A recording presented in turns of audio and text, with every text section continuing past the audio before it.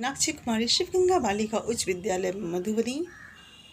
जैसा कि हम सभी जानते हैं कि 12 मई को हम लोग अंतर्राष्ट्रीय नर्स दिवस के रूप में प्रतिवर्ष मनाते आ रहे हैं।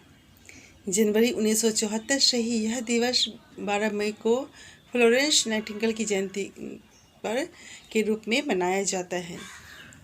12 मई को नर्स दिवस मनाने के लिए इसलिए चुना गया क्योंकि यह आधुनिक नर्सिंग की संस्थापक जो थी दार्शनिक फ्लोरेंस नाइटिंगेल की जयंती है।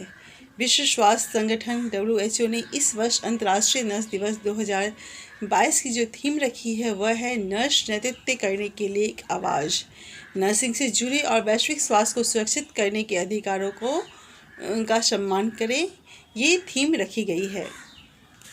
सबसे पहले तो बच्चों हम जान लें कि कौन है फ्लोरेंस नाइटिंगेल। फ्लोरेंस नाइटिंगेल का जन्म जो बच्चों 12 मई 1820 ईस्वी को हुआ था। उन्होंने जिंदगी भर बीमार और रोगियों की सेवा की।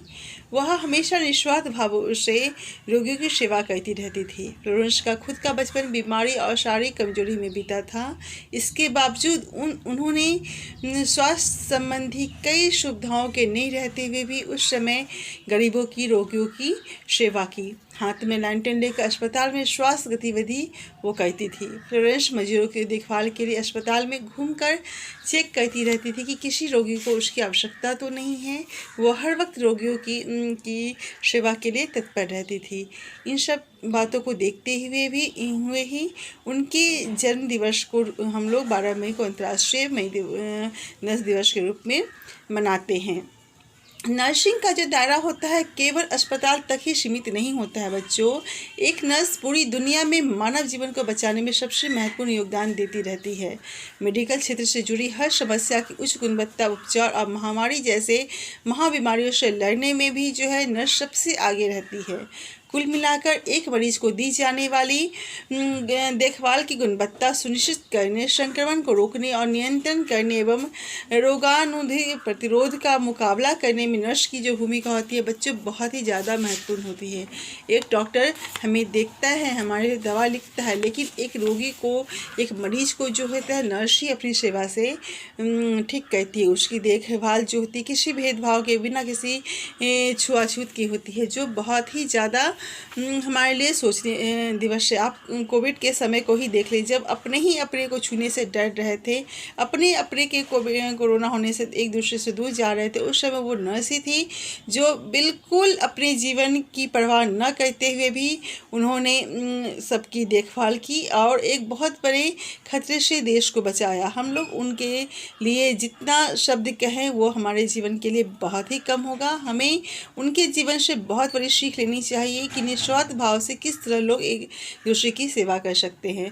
आइए बच्चों, मैं अंतर्राष्ट्रीय नर्स दिवस पर अपनी छोटी सी कविता आपके सामने प्रस्तुत करती हूँ।